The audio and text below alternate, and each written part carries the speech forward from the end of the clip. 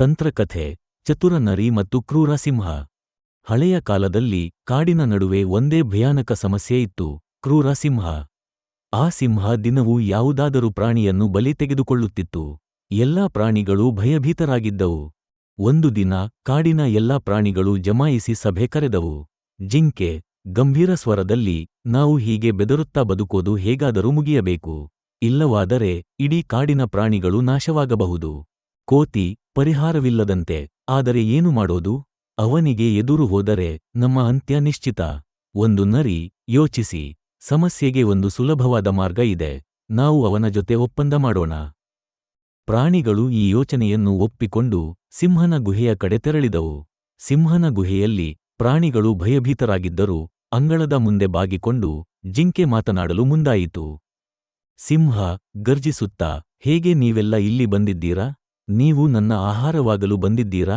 ನರಿ ವಿನಯದಿಂದ, ಸ್ವಾಮಿ, ನಾವು ನಿಮಗೆ ಪ್ರತಿದಿನ ಒಂದು ಪ್ರಾಣಿಯನ್ನು ಆಹಾರವಾಗಿ ಕಳುಹಿಸುವುದಾಗಿ ಒಪ್ಪಿಕೊಳ್ಳುತ್ತೇವೆ. ಇದರಿಂದ ನೀವು ಶ್ರಮಪಡುವ ಅಗತ್ಯವಿಲ್ಲ. ಸಿಂಹ, ಅದು ಖಂಡಿತ ಒಳ್ಳೆಯ ಯೋಚನೆ. ಆದರೆ ಯಾವ ದಿನವೂ ನನ್ನ ಆಹಾರ ವಿಳಂಬವಾದರೆ ನಾನು ನಿಮ್ಮೆಲ್ಲರನ್ನು ತಿಂದು ಬಿಡುತ್ತೇನೆ. ಪ್ರಾಣಿಗಳು ಒಪ್ಪಿಕೊಂಡು ಪ್ರತಿದಿನ ಒಂದು ಪ್ರಾಣಿಯನ್ನು ಕಳುಹಿಸತೊಡಗಿದವು. ಕೆಲವು ದಿನಗಳ ನಂತರ ಒಂದು ದಿನ ನರಿ ಹೋದ ಪಾಳಿ ಬಂತು. ಆದರೆ ಅದು ಚತುರ. ನರಿ ನಿಧಾನವಾಗಿ ತೆರಳಿತು, ಮಾರ್ಗದಲ್ಲಿ ಸಮಯವನ್ನು ಹಾಳುಮಾಡಿತು. ಕೊನೆಗೆ ಅದು ಸಿಂಹನ ಗುಹೆಗೆ ತಲುಪಿದಾಗ ಸಿಂಹ ಕೋಪೋದ್ರಿಕ್ತನಾಗಿತ್ತು. ಸಿಂಹ ಕೋಪದಿಂದ, ಎಷ್ಟು ತಡ? ನೀನು ಈವರೆಗೂ ಎಲ್ಲಿದ್ದಿ? ನರಿ ಅಡ್ಡಹೋಗಿ, ಕ್ಷಮಿಸಿ ಸ್ವಾಮಿ, ನನ್ನ ತಪ್ಪು ಇಲ್ಲ, ನಾನು ಬೇಗಲೇ ಬರುತ್ತಿದ್ದೆ, ಆದರೆ ನನ್ನ ದಾರಿಯಲ್ಲಿ ಇನ್ನೊಂದು ಸಿಂಹನಿಗೆ ಎದುರಾದೆ. ಸಿಂಹ ಆಶ್ಚರ್ಯದಿಂದ, ಇನ್ನೊಂದು ಸಿಂಹ? ನನ್ನ ಕಾಡಿನಲ್ಲಿ? ನರಿ ನಕ್ಕು, ಹೌದು ಸ್ವಾಮಿ. ಅದು ಹೇಳಿತು, ನಾನು ಈ ಕಾಡಿನ ನಿಜವಾದ ರಾಜ, ನೀನು ಸುಳ್ಳು ಸಿಂಹ. ಸಿಂಹ ಕೋಪದಿಂದ ಗರ್ಜಿಸುತ್ತಾ, ನನಗೆ ತಕ್ಷಣ ಆ ಸಿಂಹನನ್ನು ತೋರಿಸು. ನರಿ ಸಿಂಹನನ್ನು ಒಂದು ದೊಡ್ಡ ಹಳೆಯ ಬಾವಿಗೆ ಕರೆದೊಯ್ದಿತು.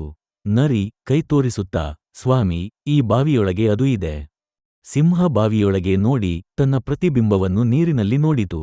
ಅದನ್ನು ಮತ್ತೊಂದು ಸಿಂಹವೆಂದು ಭಾವಿಸಿ ಕೋಪದಿಂದ ಗರ್ಜಿಸಿತು.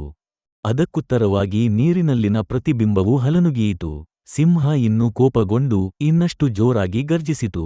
ತನ್ನ ಶಕ್ತಿಯನ್ನು ತೋರಿಸಲು ಅದು ನೇರವಾಗಿ ಬಾವಿಯೊಳಗೆ ಹಾರಿಬಿತ್ತು. ಸಿಡಿದ ನೀರಿನ ಶಬ್ದ, ಆ ಬಳಿಕ ಸ್ಮಶಾನ ನಿಶ್ಶಬ್ದ. ಕ್ರೂರ ಸಿಂಹ ತನ್ನ ಮೂರ್ಖತನದಿಂದಲೇ ಸಾವಿಗೀಡಾಯಿತು. ಕಾಡಿನ ಪ್ರಾಣಿಗಳು ಸಂತೋಷಪಟ್ಟವು. ಎಲ್ಲರೂ ನರಿಯನ್ನು ಹೊಗಳಿದರು. ಈ ಕಥೆ ನಿಮಗೆ ಇಷ್ಟವಾಯಿತಾ? ಹಾಗಿದ್ರೆ ಲೈಕ್ ಮಾಡಿ, ಕಾಮೆಂಟ್ ಮಾಡಿ, ನಮ್ಮ ಚಾನಲ್ ಸಬ್ಸ್ಕ್ರೈಬ್ ಮಾಡಿ. ಇನ್ನಷ್ಟು ಅದ್ಭುತ ಕಥೆಗಳಿಗೆ ನಮ್ಮ ಜೊತೆ ಇರಿ. ಮತ್ತೆ ಭೇಟಿಯಾಗೋಣ.